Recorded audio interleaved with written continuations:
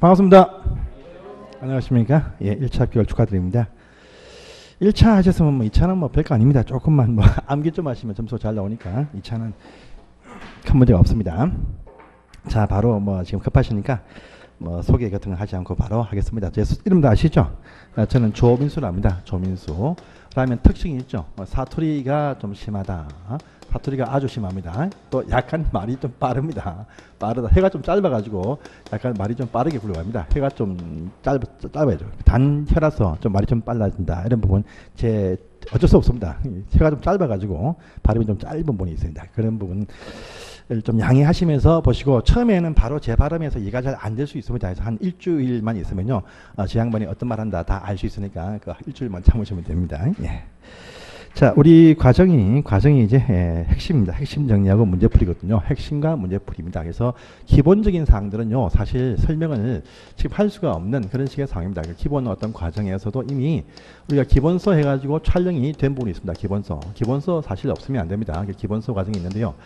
강의가 좀 있습니다. 있으니까 오실 때 한번 이제 기본 강의를 한번 보고 오시면 좀 편하십니다. 시간 안 되시면 몰라도 되시면 기본서 있는 강의를 한번 보시고 오시면 예습 삼아 보시면 참 편리합니다. 그래서 한번 딱 듣고 오시기를 권장하겠습니다. 그래도 뭐 설명할 건 다 합니다. 뭐 기본적인 사항도 진짜 필요할 때 다 하니까 염려하지 마시고 가시면 됩니다. 자, 책이 이 요약과 문제 합본이죠. 합본인데 오늘 와서 보니까 책이 참 잘 나왔습니다. 그래서 보통은 이게 요약 따로 띄고 문제 분리하는데 합본을 해가지고 사이사이 집어넣는데 편제가 좋아가지고 이렇게 쭉 순서로 쭉 가시면 되고요. 이 요약서가 기본서에 있는 내용 거의 90%가 다 포함되어 있습니다. 포함되어 있습니다. 압축했다 뿐이지 다 포함되었으니까요. 요거 한 권 가지고 이제 한 3번 내지 한 4번 정도 보시면 점수가 한 70점 이상은 다 나오십니다. 매년 그래왔습니다. 매년. 제가 8년째 이학원에서 수업하는데 매년 그래왔고요. 2차 오신 분들 거의 100% 다 합격했습니다. 예. 그러니까 뭐 그냥 처음에 좀 그래 하셔도 쭉 가시면 나중에는 점수는 나오시게 되고, 요 주관식이 빠져 있습니다. 빠지는 거 프린터물 매주 나갑니다. 이것만 보시면 됩니다. 따로 뭐 두꺼운 책 볼 필요 없습니다. 그냥 이것만 보시고 이 문제집만 보시면요, 100% 다 여기서 나옵니다. 나오니까 뭐 다른 출판사에서 이만한 책 제가 출판했지만 그거 다 볼 필요 없습니다. 그냥 있는 것만 딱 보시고 반복하시면 점수가 나옵니다. 진짜 나오니까 믿고 가시면 됩니다. 제가 법규만 가지고 13년째 강의하고 있습니다. 그래서 법규의 흐름은 제가 알기 때문에 나올 부분만 설명하겠습니다. 안 나오는 부분들 제끼고 나올 부분만 설명하겠습니다. 그런 부분들 믿고 가시면 됩니다. 자, 첫 번째 우리 요약서 페이지이자 문제집 페이지 첫 번째 2페이지가 있네요. 2페이지 보십니다. 일단 간단하게 우리 법규 소개하면요, 법규가 좀 많습니다. 그래서 13개 법률이죠. 좀 많습니다.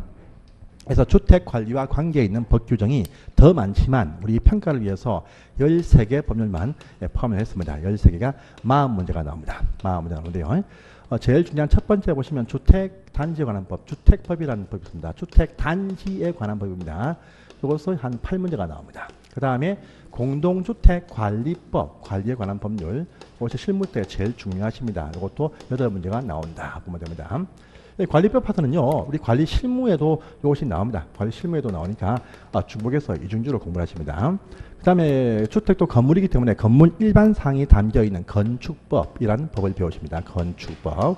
이것도 8문제가 나온다. 이렇게 준비하시면 되겠습니다. 나오고요. 요거 3개만 합쳐도 벌써 24개가 됩니다. 24문제. 그 다음에 기타 보시면 하위법들이 참 많습니다. 하위법들 참 많은데 이 법명을 다 뭐 소개를 할 필요는 없습니다. 많이 있다 보시고 나머지 법에서 다 합쳐서 16문제가 나옵니다. 그런데 요거 사실 법명이 참 많지만 나오는 부분만 항상 나옵니다. 그래서 여기 요약서에 있는 이것도 좀 양이 좀 많기 때문에 그 책에 있는 내용이 한 3분의 2, 3분의 한 2만 소화하시면 16문제 다 정복할 수 있습니다. 그래서 하위법은 별 문제가 없다. 그래서 공부의 주안점은요, 1, 2, 3분에 주시고 요 뒤에 있는 법들은 제가 요거 봅시다 하는 부분만 보시면 무조건 거기서 나오게 되어 있습니다. 그러니까 뒤에 법들은 신경 쓰지 마시고 1, 2, 3분에 있는 요 3개 법률을 위주로 공부를 하시는 것이 맞습니다. 맞고요.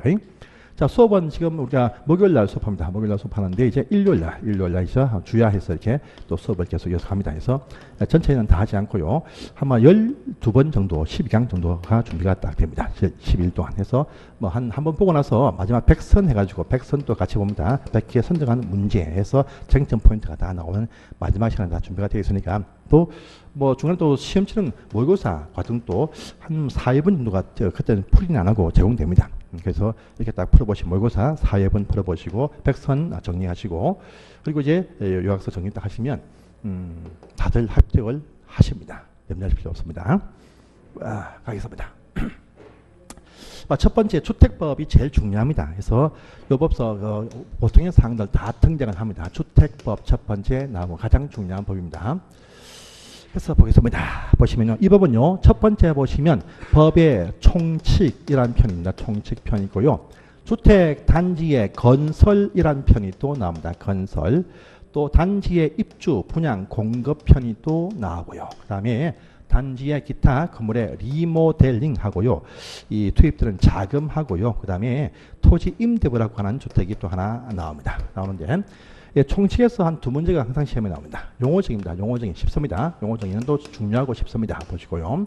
건설편은요, 뭐 건설 주체, 또 건설 무슨 절차, 또 건설 무슨 기준, 또 건설 촉진 대책이라는 부분이 있는데요. 여기서 한 네 문제가 시험에 나옵니다. 나오고요. 공급 분양 입주입니다. 여기서 또 한 문제 또는 두 문제가 또 시험에 나옵니다. 나오고 리모델링 이 편에서 이제 한 문제는 꼭 나오고 안 나올 수도 있다 해서 8문제가 나옵니다. 나오고요. 저희는 말입니다. 객관식 오지선다가 나옵니다. 나오는데 기입식, 중간 기입식, 어떤 주관식이라는 기입식입니다. 빈칸을 채우는 기입식 이것도 나옵니다. 그렇기 때문에 요것 때문에 요 기입식 나올 수 있는 부분은 정확하게 암기입니다. 암기. 그래서 숫자들하고요. 또 몇 가지 필요한 용어들은 반드시 암기 필요하신 사항이 또 몇 개 나옵니다. 이것은 지금 나가는 프린트물 있죠. 요거 보시면 됩니다. 보시면요. 16문제인데 여기서는 13개, 4개는 항상 잡힙니다. 잡히니까 이걸 잘 보시면 되겠습니다. 또 본문 속에 보시면 이 포인트가 될 수 있는 부분들 강조점 포인트를 제가 뒀습니다. 뒀으니까 여기 요약서 보시면 굵은 자로 되어 있는 부분들이 또 주관식으로 나옵니다. 나오기 때문에 요 뒤에 딱 뱅해서 보시면 됩니다. 자, 우리 법이죠. 법입니다. 법이기 때문에 지금 시간이 없습니다. 그래서 법이기 때문에 점수 내기가 참 쉽습니다. 법은요, 이해도 필요하지만 암기가 필요합니다. 우리는 사회법이기 때문에 여러분들 암기가 좀 필요합니다. 암기. 그래서 뭐 책의 흐름 이런 거 별로 없습니다. 그냥 필요할 때마다 법이 바뀝니다. 그래서 요 책이 기본서 나오고 난 다음에 좀 일부가 바뀌었고요. 그 상관을 이게 다 반영했습니다. 근데 이 책이 나오고 난 다음에도 한 두 군데 또 바뀌었습니다. 그때 제가 설명하겠습니다. 계속 바뀝니다. 정부 입맛대로 바뀌니까 요건요, 이해 흐름 탄다. 정부 정책 때문에 바뀌기 때문에 암기해야 될 포인트가 있습니다. 암기 포인트만 자꾸 암기를 잘 해주시면 점수는 아주 쉽게 점수가 나오는 것이 또 우리 행정에 관한 법률 특징입니다. 특징. 그래서 어렵지 않으십니다. 초기에 그 해결대치랍니다. 공식을 딱 대비하고 민법의 흐름 타는 그런 흐름은 절대 없고 그냥 중간중간에 어떻게 이 법이 나왔다라는 그 의의만 파가지고 그 제안하는 목적이 무엇이다라는 그 쟁점을 파악해서 암기가 필요한 것이 우리 사회 관련 법률입니다.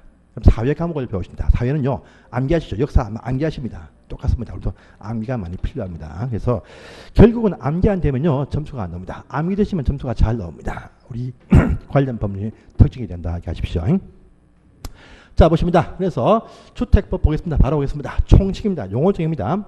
주택법은요, 주택 단지에 대해서만 이야기합니다. 개별 집들 얘기 안 합니다. 단지라는 것은요, 한 번에 지을 때 30세대, 30호 이상 나올 때를 말합니다. 단독은 호, 공동은 세대 이렇게 부릅니다. 그래서 30개 이상은 한 번에 지을 때가 단지입니다. 이때만 요 법 중요하지. 뭐 29개 이하는요, 요 법은 언급을 하나도 안 합니다. 30개 이상 나올 때만 언급한다. 단지에 관한 법입니다. 자, 용어적입니다. 첫 번째 보시면요. 그건 주택 단지법에서의 주택이란 무엇이냐가 첫 번째 또 쟁점 포인트입니다. 해서 요약 설명이 없습니다. 없지만 이것은 뭐 실무 때 다 하겠지만은요. 주택이란 것은 무엇이냐면 세대원입니다. 세대의 구성원들, 아니 식구들입니다. 세대의 구성원들이 이 장기간, 오랫동안 장기간요. 설 수 있는 건물인데 그 건물 속에 독립되어진 주거, 독립주거 생활을 할 수 있는 형태를 갖추고 있는 건축물 전부를 다 이용하든 또 건축물 부분 일부를 이용할 때를 말한다. 그래서 전부를 다 쓰거나 또 부분 일부만 써도 기능을 갖추고 있으면 주택으로 포함된답니다. 그러면서 딸려있는 지분권 있죠. 지분권에 대한 표현이 부속토지도 포함을 한다라고 합니다. 포함한다. 그래서 나의 식구들이 살기 위해서 장기간 쓰기 위해서 그 건물 내부에 독립주거는 무엇이냐면 딴 거 아닙니다. 싱크대, 주방 기능, 취사 기능을 갖추고 있는 이 건축물에 전부를 다 쓰든 또 부분 일부를 쓰든 또 그 부속 토지까지 포함해서 주택이라 부른답니다. 알겠죠? 그래서 정점 포인트는요. 독립주거 형태를 갖추고 있는 주택을 말한다. 입니다. 그러면서 이제 또 분류합니다. 요 주택이 지금 나옵니다. 책에 나옵니다. 이제 단독주택 단지도 많이 건설이 되어집니다. 그리고 흔히들 보시면 아파트 등을 위해서 공동주택 단지는 또 많이들 보십니다. 단독 단지도 나옵니다. 그런데 다시 단독이 나올 때 또 주택이 구분됩니다. 구분돼요. 보니까 협의에 단독주택이 있습니다. 그 다음에 다중주택이 있다랍니다. 세 번째는요. 다가구 주택이 있습니다. 단독주택은 뭐냐? 주택 건물을 한 명이 단독으로 소유합니다. 소유해서 내 식구만 산다 단독, 임대한다 다중 다가구입니다. 알겠죠? 주택 건물을 한 명이 소유해서 내 식구만 산다, 나의 식구만 산다, 또 한 가정한테 임대했다. 뭐냐? 단독입니다. 단독. 그런데 다중은요, 주인집에 살든 살지 않든 부분 공간 임대합니다. 임대가 바로 다중과 다가구입니다. 주택 건물을 소유하신 분이 임대 친다. 다중 다가구입니다. 공동은요. 공동은 뭐냐? 주택 건물인데 한 명이 단독 소유가 아니고 공용 부분은 서로 공유합니다. 공유하면서 여기 공간 일부, 여기 401호, 301호, 201호, 101호가 주인이 다릅니다. 달라. 구분 소유였습니다. 구분 등기했다. 주택 건물인데 여기 실실 호실마다 주인이 다릅니다. 그래 뭐냐? 공동주택. 공동 소유가 아니고 구분 소유입니다. 공용 부분은 공유하지만은 나머지는요 구분해서 소유했다. 공동주택. 알겠습니까? 주택은 요 단독은 주택이 몇 개 층이든 일단 간에 요 전체 한 명이 소유를 했는데 내 식구만 산다. 단독주택. 다중은요 부분 임대를 하고 있다. 다중 또 다구가 나옵니다. 알겠습니까? 주택 건물인데 한 명이 단독 소유했다. 단독주택. 요쪽은 갑인데 요쪽은 을, 요쪽은 병, 요쪽은 측입니다. 그다음에 요쪽은 뭐 A다, B다. 주인이 틀려요. 구분 등기했다. 뭐냐? 공동주택. 한 명이 단독 소유하고 많은 가구에 임대를 하고 있지만 혼자 소유했다. 단독주택. 그 단독이 단독과 다중과 다구가 있고요. 그 다음에 공동은 다시 구분합니다. 구분해서 소유한 주택인데 공동은 다시 오시 아파트가 있습니다. 아파트. 한글로 아파트 써야 됩니다. 그냥 하다 보니까 FT인데 한글로 아파트 써야 됩니다. 실제 우리 앞선 시험에도요. 뭡니까? 그 발코니 써라. 발코니입니다. 발코니 써라. 하니까 또 많은 분이 발코니 쓰세요. 안 됩니다. 발코니. 우리 나옵니다. 채비지. 또 앞선 시험에 채비지. 채비지가 채비지인데 어입니다. 채비지인데 또 많은 분이 채비지 이렇게 썼습니다. X입니다. X. 한글로 아파트입니다. 아파트, 오피스텔. 우리 보면 아파트입니다. 한글로 아파트 쓰시고요. 그 뒤에 나옵니다. 오피스텔. OT 하는데 그냥 오피스텔. 이렇게 한글로 쓰셔야 됩니다. 아시겠죠? 어쨌든 아파트입니다. 그다음에 또 연립주택이 있다. 자, 또 다세대주택이 있다. 세 가지 구분합니다. 그런데요, 저 뒤에 가시면 건축법은요, 한 개씩 더 추가됩니다. 건축법은 이 속에 보시면 다시 기숙사라는 걸 집어넣고요. 또 건축법은요, 공간 이런 것도 집어넣습니다. 그건 그 법 문제고, 일단은요, 이 법에서는요, 이런 거 얘기하지 않고, 단독에는 단독과 다중과 다가구, 공동은요, 아파트와 연립과 다세대가 있습니다. 자, 그런데 보세요. 단독 보시면 나옵니다. 보시면, 자, 단독, 순수한 협의의 단독은요, 규모를 묻지 않고 내 식구가 살고 있습니다. 큰 집, 작은 집, 그건 구분 안 합니다. 근데 다중과 다구는요, 임대하는 형태의 주택을 말합니다. 근데 임대할 때 중요한 조건이 있습니다. 있어요. 자, 주택을 가지고 주인집에 살든 살지 않든 묻지 않고 임대를 합니다. 방실 임대를 막 해요. 하는데 요 두 차이점이 있습니다. 다중은요, 요 방실 공간 내부에 주방을 넣으면 안 됩니다. 싱크대에 있으면 안 됩니다. 그래서 차이점이 독립되어진 주거생활 할 수 없는 형태가 다중, 싱크대가 있으면 다가구입니다. 독립주거 형태, 주방, 싱크대를 넣고 임대치면 다가구, 넣지 않고 임대치면 다중입니다. 근데 다중은 공동시사가 되는데 다중 가보시면 또 싱크대가 있어요. 있습니다. 원룸에 보면 있습니다. 왜? 다 불법입니다. 불법. 원칙은요, 안에 싱크대 넣으면 안 돼요.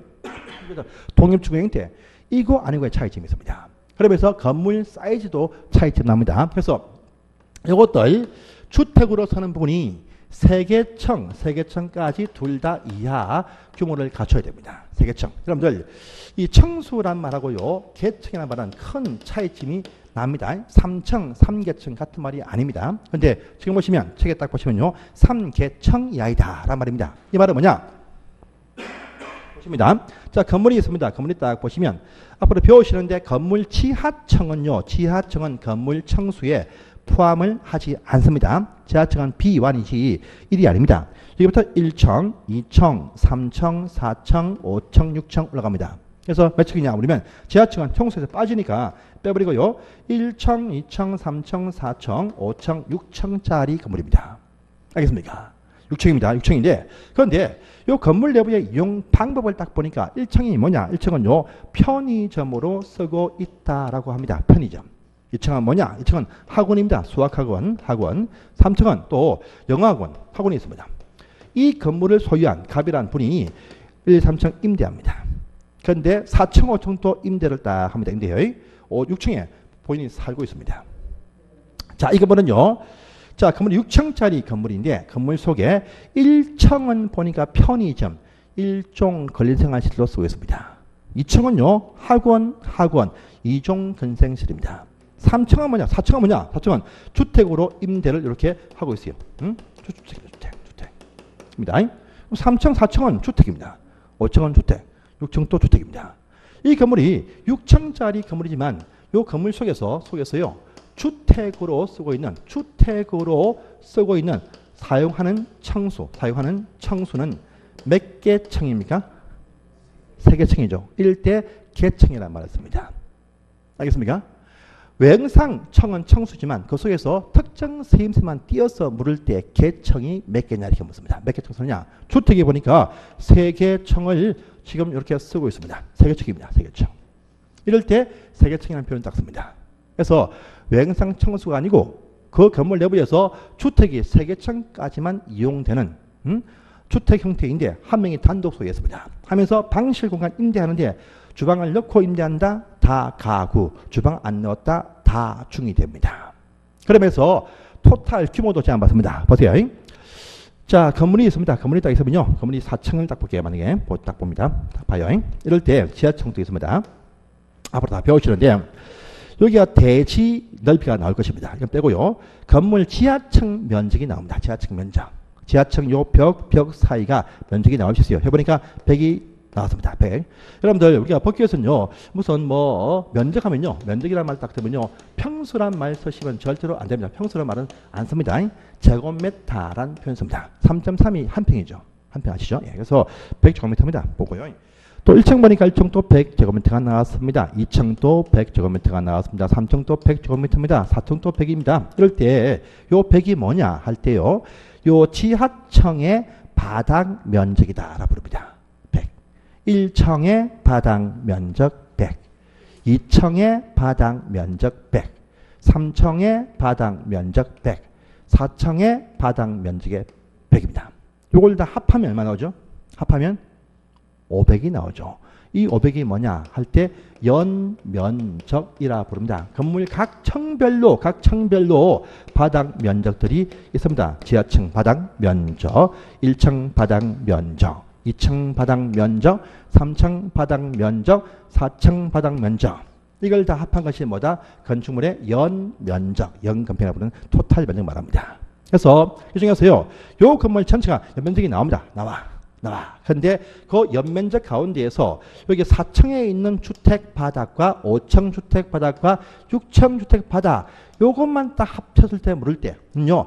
바닥 면적의 합계라는 표현을 씁니다. 그래서 전체 합한 것은 연면적이고 그중에서 주택으로서는 요 3개 층까지만 바닥 면적을 합쳤을 때 다중은요.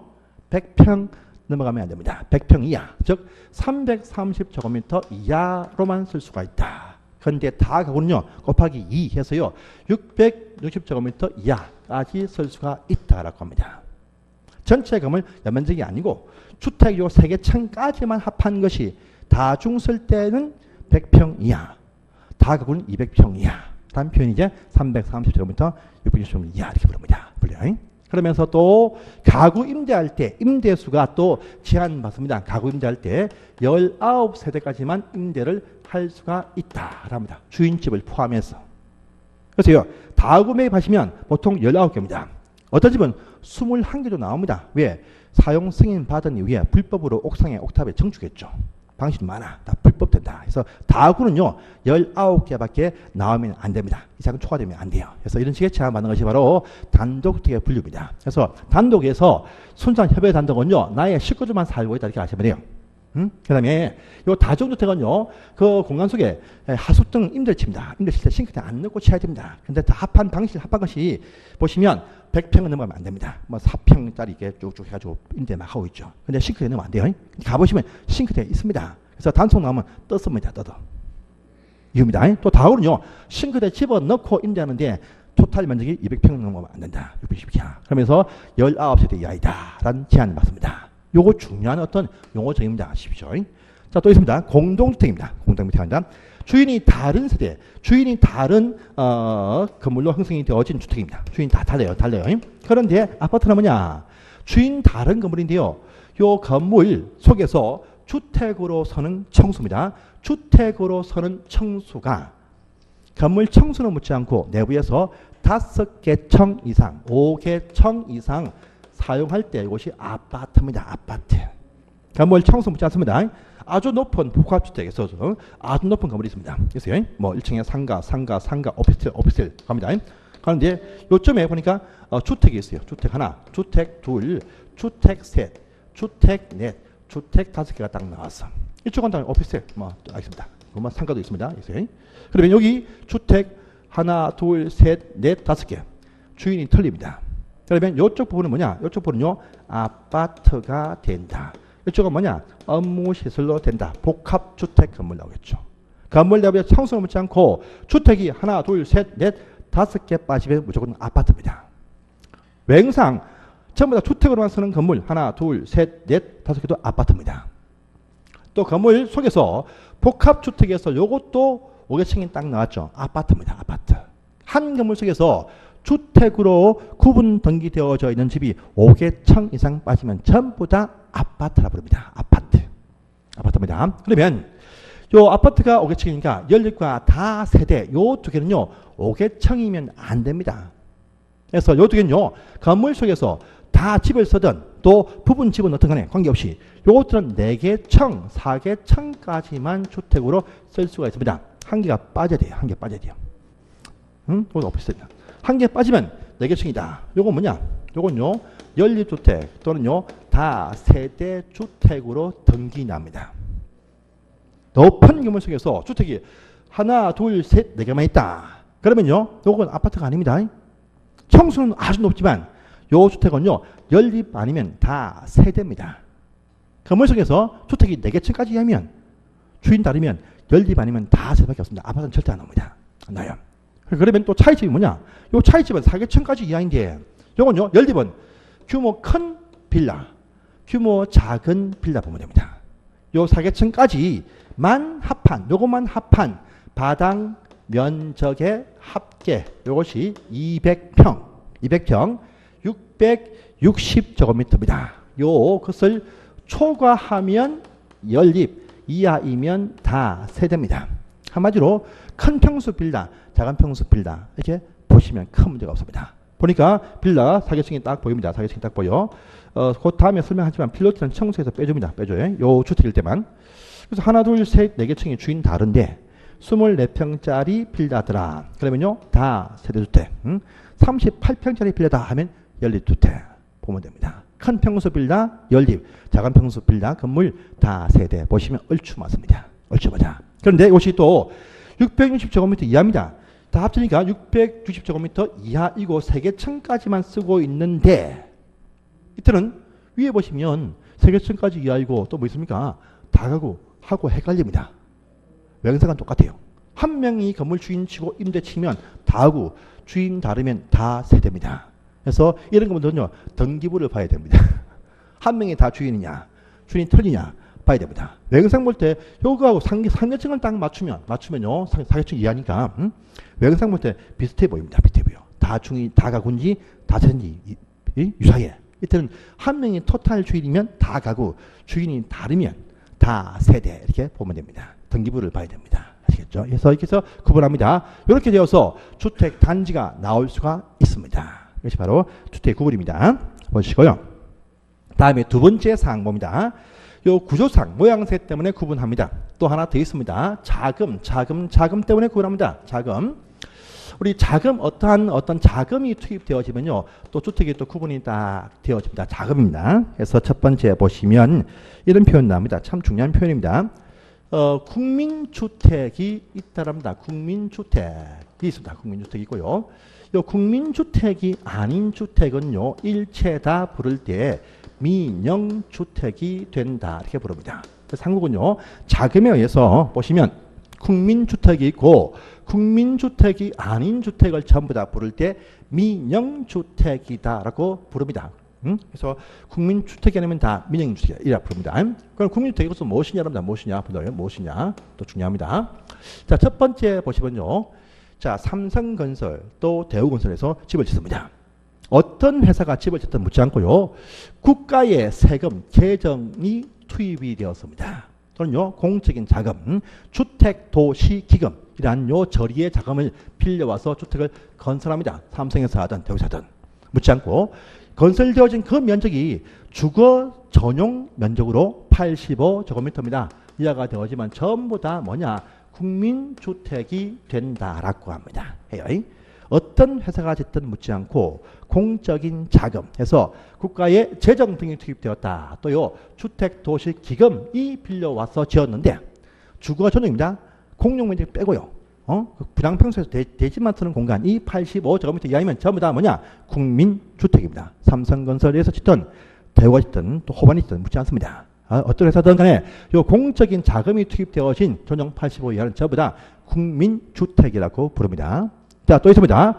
공적인 회사가 있습니다. 누구냐? 국가, 또요 인천시 등의 지방자치단체, 또 토지주택공사, 지방공사, LH 아파트, SH 아파트입니다. 요거 나와야 됩니다. 공공사업자라고 부릅니다. 앞으로 국가, 대전시, 또 토지공사, 개발공사가 집을 딱 지었는데 이것도 전용 85 이하가 되어지면 전부 다 국민주택입니다. 민간 회사가 짓는 아파트도요. 공적인 자금이 투입되어서 나온 85 이하 또요 공공회사가 지은 85 이하 전부 다 국민주택입니다. 그래서 요 85 이하가 뭐냐 부를 때 국민주택 규모다 부릅니다. 국민주택 규모 하면요. 전용 85 이하를 말한다라고 합니다. 해요. 그래서 국민주택 규모 하면 다 전용 면적이 85 이하를 말합니다. 도시 안에서만. 그런데 농촌 가면요. 그 속에 농기구 창고가 필요합니다. 그래서 농촌 가면 농촌입니다. 그래서 수도권이 아니면서 또 동시에 도시 지역 또 아니면서 동시에 농촌업 면 단위적은요. 농기계 창고 필요합니다. 그래서 좀 더 줍니다. 100제곱미터까지로 한다라고 합니다. 농촌 가면 100, 도시는 85 부릅니다. 그래서 저기 대전시를 벗어나면 가시면 100이고 시안에서는 85다 보면 됩니다. 아시겠습니까? 그래서 공적인 어떤 지원을 받은 85 이하, 공공사업자가 건설한 85 이하가 국민주택이고 국민주택 규모하면 전용 85 이하를 말하지만 요 규모가요 시골 농촌마을 가면 100 이하로 된다. 아시도 시험에 몇 번 나온 적이 있습니다. 그래서 이러한 주택이 아니면 전부 다 뭐냐? 민영주택입니다. 그래서 주공아파트가 나옵니다. 나와요. LH 아파트 나올 때 기금을 빌려와서 건설한 59입니다. 기금 안 빌려와서 건설한 49입니다. 기금 안 빌려와서 건설한 114입니다. 부를 때 요것은 뭡니까? 기금 빌려왔죠. 85 이하죠. 국민주택. 기금 안 빌려왔지만 공공사업자가 집을 지었어. 85 이하 국민주택. 주공아파트도요. 114 있습니다. 그건요. 민영주택이 됩니다. 알겠습니까? 85 초가면 전부 다 민영이다 보면 됩니다. 누가 짓든 간에. 여러분들 주공아파트 가보시면 큰 평수 많이 있습니다. 전부 다 민영아파트입니다. 알겠죠? 85 이하까지만 뭡니까?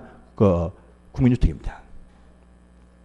주공단지 가셔도 85를 초과하면 다 민영아파트로 빠집니다. 아시겠죠? 85 이하까지만 국민주택이 됩니다. 입주 조건이 틀립니다. 틀려. 예. 자금 투주. 또 자금 빌려와도 85 초과했다. 민영아파트가 됩니다. 틀려. 85 초과하면 도시는 전부 다 민영이다 보면 됩니다. 무조건요. 또 봅니다. 삼성입니다. 삼성에서 아파트죠. 삼성 아파트가 딱 나왔죠. 나왔습니다. 기금을 빌려왔습니다. 요것이 70입니다. 기금을 안 빌려왔습니다. 70입니다. 요건요, 국민주택. 요것은 민영주택. 알겠습니까? 일단 도시 내에서는 85 초과하면 전부 다 무조건 민영. 85 이하 가운데서도 이 민간 회사가 건설하면서 기금 안 빌려왔다. 그러면 민영. 근데 공공이 지었다 하면 전부 다 국민. 이렇게 빠진다는 것이죠. 이해됩니까? 어쨌든 도시 내에서 85 초과하면 전부 다 뭐가 된다? 민영 아파트입니다. 공공이 지어도요, 85 초과하면 민영이 됩니다. 민영. 민간이 지어도 민간은 다 민영인데 민간이 공적인 자금을 빌려와서 지은 85 이하는 국민이 된다 이거죠. 그래서 입주 조건과 다 틀립니다. 틀려요. 민영 아파트는요, 이 회사가 알아서 분양 다 할 수 있습니다. 근데 국민주택 여기 딱 걸리면요, 특별 분양분을 일부 빼야 됩니다. 빼야 돼. 40%까지는요, 영세민 분양 등의 분양분이 나와야 됩니다. 싸게 공급이 돼야 됩니다. 제한 받습니다. 이쪽은 그런 제한이 없어요. 큰 차이 납니다. 입주 조건도 틀립니다. 틀려. 그러니까 그래서 요 국민과 민영 요것도 구분을 하실 수가 있어야 됩니다. 중요한 말입니다. 보시고요. 다음에 3번 가볼게요. 3번. 자, 3번은 또 뭐냐? 라고 합니다. 공동주택을 분양을 합니다. 분양 이꼴 공급. 같은 말입니다. 같은 말. 또요, 입주자 모집 다 같은 말입니다. 분양친다, 공급한다, 모집한다. 다 같은 말입니다. 알겠죠? 그래서 주택의 공급, 분양, 입주자 모집 다 같은 의미가 포함되어 있습니다. 마음대로 못해요. 단지가 딱 나오면 공급 질서에서 제한받습니다. 마음대로 팔지 못해요. 근데 단지가 아니죠. 자기 마음대로 팝니다. 단지에 딱 걸려버리죠. 분양 마음대로 못합니다. 제한받아요. 하는데요. 근데 분양할 때 보시면 한 개 세대 단위로 이렇게 분양을 쫙 칩니다. 그래서 뭐 101호, 102호 쭉 나오겠죠. 근데 자, 101호 한 개씩 분양했습니다. 102호 갑니다. 하는데 갑자기 101호 같은 경우는요, 한 개씩 분양했습니다. 했는데 요 집주인이 신청합니다. 신청해요. 자기 집주인이 우리 돈을 좀 더 줄 테니까 우리 집 내부 공간에 보면 가운데 벽을 하나 쳐주세요. 경계벽. 현관을 하나 더 내어주세요. 각기 독립주거생활 하려면 주방시설 필요하죠. 부엌 기능은 각기 별도로 넣어주세요. 화장실 기능, 욕실도 넣어주세요. 합니다. 이렇게 해서 이쪽 부분을 내가 임대하겠습니다. 합니다. 하세요. 합니다. 이게 뭐냐? 한 개 세대지만 공간 내부를 생활 구분할 수 있게끔 세대를 나누어 설 수 있다 해서 세대 구분해서 설 수 있는 생활주택, 세대 구분형 공동주택 이런 것도 건설할 수 있게 해줍니다. 한 집인데 가운데 벽을 쳐가지고요. 여러분들이 TV 보시면 뭡니까? 그 미운 올새끼의 그 이상민 씨, 분리했죠. 그거보다 그거 보면 한 집 내부에 세대를 딱 구분해가지고요 설 수 있게 해줍니다. 그래서 이쪽 부분에 임대 등 해요. 구분해서 생활을 할 수 있는 조건을 갖추어서 딱 이렇게 설계를 딱 합니다. 해요. 그런데 어떤 경우든요, 구분해서 임대 등의 생활을 할 수 있습니다. 주인집 식구가 살든 임대하든 묻지 않아요. 그런데 구분 생활은 할 수 있어야 됩니다. 주방이 있어야 됩니다. 그런데 어떤 경우도 이쪽을 따로 띄어서 구분 소유, 구분 등기는 못합니다. 구분 생활은 가능하되 구분해서 소유 등기 친다. 구분 소유는 절대로 할 수가 없습니다. 저번 시험 문제였습니다. 구분 생활은 되어도 구분 소유는 못한다. 랍니다. 그러면서 나중에요, 요 집에 합할 수 있게끔요, 요 벽입니다. 경계벽. 요 경계벽 요 사이에 연결문을 설치해서 출입을 할 수 있게 하든지, 또는요, 나중에 파괴하기 쉽게 경량구조로 설계를 하게 되어져 있습니다. 있어요. 출입문을 만들든지 파괴하기 쉽게 하라겠죠. 합할 수 있게끔. 갑니다. 그런데 요런 집이 단지 전체를 가득 채우면 안 됩니다. 단지 전체입니다. 단지 전체 세대수에서 이런 집 구성이 3분의 1까지만 선착순할 수가 있습니다. 또 단지 전체 주거 전용 공간 면적에서도 3분의 1까지만 할 수가 있고 요 초과 못합니다. 근데 신청 잘 안 합니다. 안 합니다. 응? 학교 앞에서는 좋겠죠. 일반 뭐 지역에는 신청을 거의 안 합니다. 응? 그런데요. 주택 건설 기준을 적용할 때는요. 합쳐가지고 한 개 세대로 산정합니다. 이 말은요. 분리해서 몇 개만 분리를 했다고 하더라도 합쳐가지고 한 개 세대 이렇게 보내주시죠. 법적인 어떤 제한은. 그러면 여기 살고 있는 임차인 A, 임차인 B는요. 요 집주인 식구로 봅니다. 이분들은요. 아파트 가시면 주민투표권이 있습니까? 없습니까? 없습니다. 요 집 전체에 1투표권밖에 안 나옵니다. 딸린 식구로 봅니다. 그래서 임차인 지위, 사용자 지위 행사를 못합니다. 못합니다. 밀린 각종 세금들 있다. 그래도 주인 지가 책임집니다. 이쪽에서 안 보는데 갑자기 막 전기를 많이 썼어요. 이게 갑자기 뭐 한 달에 뭐 10만 원 나오던 게 갑자기 40만 원 나온다. 살펴봐야 되겠죠. 단속을 해야 됩니다. 못하면 갑자기 에어컨 안 태웠다 하면 뭐 발표하면 어떡합니까? 주인이 다 덮어쓰는 거죠. 하여간에 보시면 기준 적용할 때는 한 개 세대만 보기 때문에 요 집에 딸려있는 식구로 보시 따로 임차인 지위는 보호받지 못한다. 그런데 주택임대차 보호법에서는 보호를 해줍니다. 거기 문제고 우리 공법상에 도리 행정법상에는 보호를 안 해줍니다. 안 해줘. 이런 불편함도 있습니다. 대신 좀 싸게 임대하겠죠. 예. 그래서 세대 구분형 공동주택이 있다. 알겠습니까? 자, 중요합니다. 보시고 오른편에 4번 가시면 더 중요합니다. 다음 시험에 이것이 꼭 나옵니다. 그래서 보시면 우리 공동주택 중에 보시면요. 다시 도시형 생활주택이라는 것이 또 나옵니다. 이거 참 중요합니다. 보세요 여러분들. 공동주택이 나올 때 보시면 단지 세대 수의 상한선이라는 것은 한국에 없습니다. 없어요. 또 세대별로 주거 전용 공간 면적에 관한 제한도 법적인 제한은 없습니다. 상한선이 없습니다. 평수가 110평 단지가 나올 수 있습니다. 있어요. 그런데 요 면적 공간에 한선 제한 있습니까? 한선 있습니다. 있어요. 주거기본법입니다. 주거기본법이란 법을 딱 보시면 단지가 딱 탄생이 딱 될 때는요. 기본법이란 법을 보시면 단지별로 해서 최저 주거 기준을 갖추어라 해야 사업계획 승인을 딱 내어준다. 요 기준 딱 보시면요. 1인 가구의 최소 면적은 14제곱미터 이상이 될 것이며 그 공간 속에 내부에 방실 1개, 욕실 빼놓고 방 1개가 반드시 있어야 된다는 법의 제한이 있습니다. 이 부분은 없지만 다른 더 위에 다른 일반법에서 이걸 딱 설정을 딱 해줍니다. 한 명 사는 가구라도 최소한 14제곱미터 이상 되게 할 것이며 그 속에 방을 따로 하나 두어라 하고 명령이 있습니다. 이미 있습니다. 그래서 한선은 있습니다. 있어요. 그런데 자 우리 보시면 자 도시 지역에서 현대 생활을 딱 보니까 도시 지역에서 자 한 명 두 명 사는 이런 가구가 참 많이 증가가 되어집니다.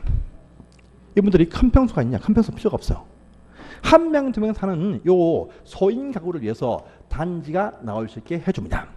이게 뭐냐? 부를 때 도시 형태의 생활주택이 나옵니다. 그래서 한두 명 사는 거르한 가구 안정을 위해서 도시형 생활주택이라는 것도 탄생이 되게 해놨다. 도시형 생활주택입니다. 도시형 생활주택.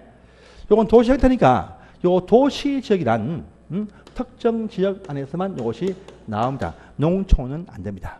안 돼요. 한국은요 도농합니다. 도시 농촌입니다. 농촌 안 됩니다. 근데 한 명 두 명 살죠. 이분들은 너무 큰 평수가 필요 없어. 그래서 한둘이 사는 그 가구의 최대 면적은요 상한선 제한합니다. 국민주택 규모 아까 배웠죠? 85 이하입니다. 85 이하. 도시 내는 다 85 이하입니다. 그래서요 국민주택 규모의 최대 상한선 제한 받아서 단지를 건설하게 해줍니다. 해줍니다. 그런데 이러한 한 명 두 명 사는 가구가 1000세대 있으면 큰일 납니다. 문제가 커져. 이러한 가구는요 정밀 관찰을 위해서 300세대 되지 않게 300세대 미만 되게 그렇게 합니다. 한 명 두 명 살 때 사고가 납니다. 그래서 개별적 관찰을 위해서 규모가 작아야 됩니다. 단지가 너무 크면 안 돼요. 식구가 딸려 있으면 관리되죠. 한 명 사람이 쫙 깔려있으면 그분 방실 받아 파악이 필요합니다. 그래서 너무 크면 안 돼. 그래서요, 300세대 미만이란 상한선이 있습니다. 주택 세대 면도 제한이 있고요. 단지 수도 제한 받습니다. 받아. 이렇게 해서 단지가 나올 수 있게 해줍니다. 해줘요. 그런데 이렇게 나오면 혜택을 줍니다. 혜택을 줘요. 보세요. 주거기본 보시면 1인 가구 최소 면적이 쫙 나면서 방이 하나 따로 공간 내부에 있어야 된다 했습니다. 화장실, 욕실도 있겠지만 이거 말고도 주방 싱크도 있겠지만 말고도 방이 따로 하나 있어야 됩니다. 그런데 이렇게 설계를 하면요, 한반 구조, 방실이 따로 없는 보일러실과 욕실 빼놓고 다 보이는 공간, 원룸 형태가 나올 수 있게 해줍니다. 원래요, 이 법은 원룸이 못 나옵니다. 못 나와. 하지만 도시생활특별단에서는 원룸 형태 아파트가 나올 수 있게 해줍니다. 원룸 형태. 여러분들 사원 아파트 가보셔도 규모 작아도 방이 따로 하나 있습니다. 그런 방이 따로 없는 원룸만 쫙 깔려있는 아파트가 나올 수 있게 해준다는 것이죠. 그래서 한방구조인 바로 원룸 형태가 나올 수 있게 해줍니다. 그 안에 욕실과 보일러실 빼고 다 보이는 공간, 다 보인다 해서 원룸이다. 그 안에도 욕실은 빼고 또 보일러실 빼고 주방과 침대 다 보이는 공간, 원룸 형태 생활적인 나올 수 있겠습니다. 원룸 형태, 원룸입니다. 원룸이 나올 수 있겠습니다. 원룸. 그런데 원룸이 85 다 주면 너무 크죠. 85, 30평 너무 휑합니다. 휑해. 그러니까 원룸으로 나올 때는 50제곱미터 이하로 더욱더 규모를 제한합니다. 원룸으로 빼면 50이 합니다. 또 있습니다. 자, 단지 형태에 다 세대주택과 단지 형태의 연립도 나올 수가 있습니다. 아니, 여기도 원래부터가 단지 형태의 연립과 단지 형태의 다 세대가 있습니다. 있어. 아니, 뭔 차이점이 있냐? 차이점이 있죠. 이쪽은요, 단지 세대수가 제한이 없습니다. 면적 제한이 없어요. 이쪽은요, 300세대 미만, 85 이하 제한이 있습니다. 있죠? 그러면 이 차이점을 둬야 돼. 원칙은요, 일반 공동은 5개층 이상, 요것들은 4개층 이하이죠. 그런데 이 조건을 갖춰서 나온다면 이럴 때 한 개층을 더 줘요. 다 세대 연립이지만 한 개층을 더 준다 해서 5개층, 4개층인데 요 조건을 갖춰서 나오는 단지 형태 연립 단지는요, 한 층이 더 올라가 5개층까지 한 층을 더 줍니다. 한 층을 더 줘요. 여러분들 승강기 설치는요, 단지가 딱 나올 때 6층 이상이면 설치를 하라 되어 있습니다. 하라. 우리가 앞으로 배우셨는데요, 주택 건물에서 보시면 필로티가 전체가 다 있다 하면 청소에서 빼줍니다. 빼줘. 하나, 둘, 셋, 넷, 5개 됩니다. 그런데 승강기 설치할 때는요, 필로티 청수를 포함합니다. 1, 2, 3, 4, 5, 6층 승강기 집어넣는 연립주택 아파트가 나올 수 있게 해준다는 것이죠. 그래서 요 조건을 갖춰서 나오면 단지 형태의 다시 연립이 한 층이 더 간다. 5개층을 줍니다. 그런데 이 법은요, 각종 어떤 조건을 심사할 때 주거정책심의위원회에 심의합니다. 그런데 이때 5개층 줄 때는요, 구조안전 파악을 위해서 건축법에 있는 건축위원회, 요거 심의 거쳐서 한 층 더 주는 결정을 해줍니다. 건축위원회입니다. 라는 또 특징을 가지고 있습니다. 자, 원룸부터 보세요. 원룸이 50이야입니다. 50이야. 원룸이 50제곱미터야. 49.4, 이렇게 나옵니다. 가보시면 49.34 이렇게 해서 포장하대요. 가보니까. 그런데요, 자, 욕실과 볼넷이 있습니다. 있습니다. 분리해서 다 한방입니다. 한방. 그런데 한방 구조인데 30제곱미터 이상이 됩니다. 30 이상. 이 되면 공간을 두 개로 구분해서 설 수 있게 해줍니다. 공간 구분. 그러니까 방을 또 내겠다. 안 됩니다. 방이 아니다. 방이 아니고 공간만 구분하게 해준다. 주방과 침대 안 보입니다. 그런데 업자들이 또 뭐랍니까? 다중에 싱크대에 넣듯이 업자들이 벽을 쳐서 문을 또 달죠. 답니다. 이거 다 불법됩니다. 공간 두 개로 구분하게 해준다. 이렇게 해야 되는데, 뭐랄까, 버티칼. 그건 돼요. 되지만요, 벽을 치면 안 됩니다. 문을 닫으면 안 돼요, 원래. 그래서 30 이상이 딱 되어지고 50 이하이면 공간 두 개 구분하게 된다. 할 수 있다. 하면서 주택은 지하층에 설치할 수 없습니다. 도시형 생활주택입니다. 아시겠죠? 그러면서 이제 그 밑에 박스 밑에 보시면 리언, 디귿, 리얼이 어려운 사항이 나옵니다. 이게 뭐냐? 이게 어렵습니다. 이게 어려워요. 지문에 이게 뜹니다. 보세요. 도시형 생활주택을 딱 지을 때란 말입니다. 도시형 생활을 지을 때는 이 도시형 생활주택하고요, 요거하고 일반 주택을 같이 한 건물의 복합으로 지을 수가 없습니다. 없어. 이긴요. 이긴 요 얘기입니다. 보시면 건물을 딱 지을 때 밑에는 보니까 상가 넣고요. 상가 넣고 이제 원룸을 집어 넣습니다. 원룸. 이건 원룸 형태의 어떤 도시형이다. 합니다. 도시 형태. 그런데 그 위에 투룸이 있습니다. 투룸이 있어. 원룸, 이것은 도시형 생활주택. 투룸, 이것은 또 무엇이냐? 그냥 아파트입니다. 그냥 일반 아파트. 원래 복합으로 지을 수가 없습니다. 알겠습니까? 그런데 복합이 가능한 지역도 그 밑에 나옵니다. 그건 그때 보시고요. 자, 또 있습니다. 또 있어요. 여러분들 보세요. 원룸이다. 원룸이요. 원룸이 딱 나올 때 청수가 꽤 높아. 전부 다 원룸이 원룸. 응? 보세요. 다 원룸이야. 원룸. 그럼 원룸 형태의 도시형 생활의 원룸이지만 구조는요. 구조는 뭐냐? 이건 아파트입니다. 아파트. 다 원룸 아파트입니다. 예? 도시형 생활주택입니다. 도시형 생활주택. 도시형 생활주택으로 원룸으로 설계했는데 청수가 아주 높아. 도시형 생활의 원룸형 아파트입니다. 알겠습니까? 아파트죠. 주택이 하나, 둘, 셋, 넷, 다섯 개 넘어가죠. 아파트입니다. 아파트인데 내부 공간이 원룸이죠. 이것도 도시형 생활주택입니다. 떠보세요. 자, 원룸. 저요, 원룸. 원룸을 딱 짓는데 원룸이 이제 보시면 청수가 하나, 둘, 셋, 네 개 원룸입니다. 원룸. 이것도 도시형 생활주택의 원룸 맞습니다. 맞아. 이건요. 구조상 볼 때는요. 하나, 둘, 셋, 네 개 층이죠.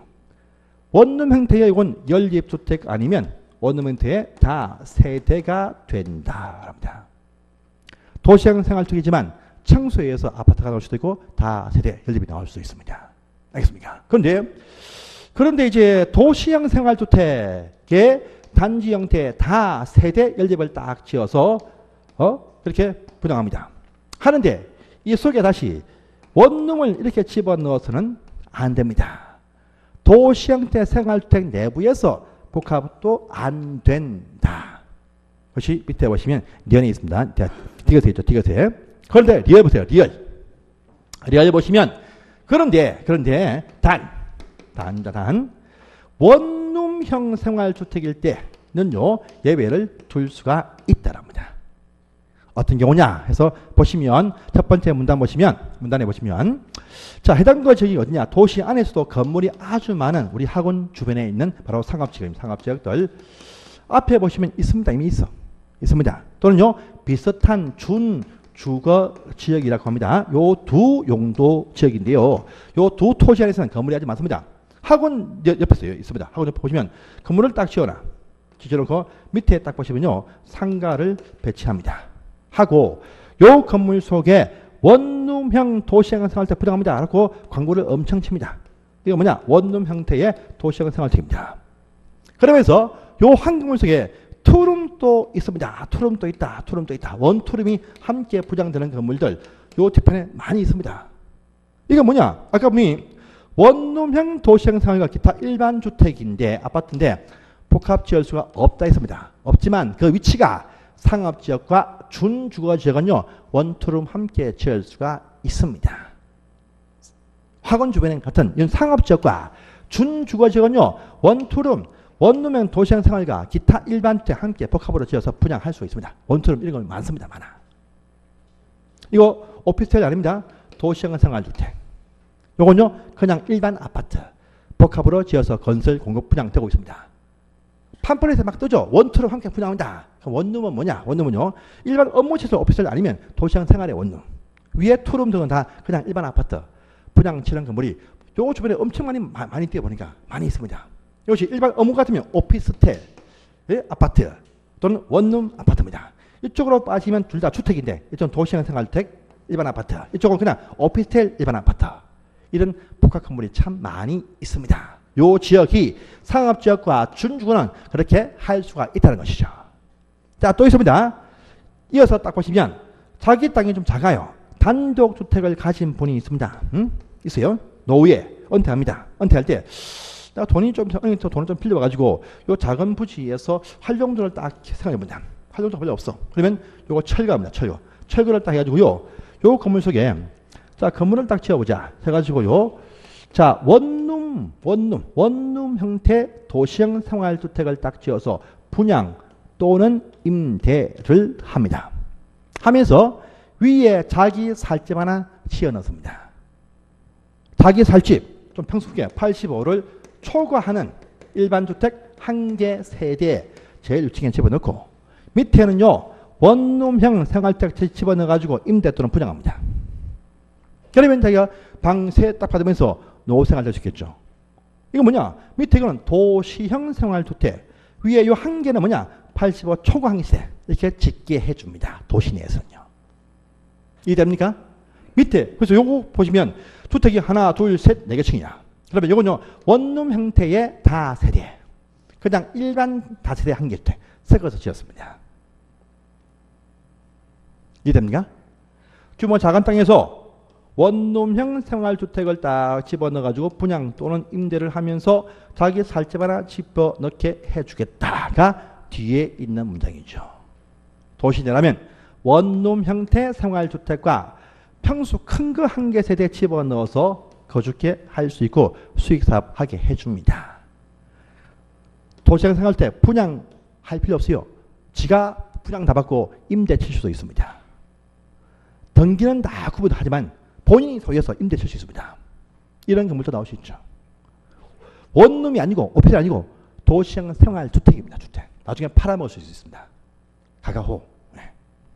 이렇게 할 수 있게 해준다가 이어서 나와 있죠. 해서 리얼 부분까지 보셨습니다. 여기까지가 총칙에서 중요한 용어들. 간단하지만 이거 엄청나게 중요한 용어들이었습니다. 시험에 꼭 하나는 꼭 시험에 나옵니다. 그래서 읽으시고요. 다음 시간에 또 이어서 하겠습니다. 10분 쉬겠습니다.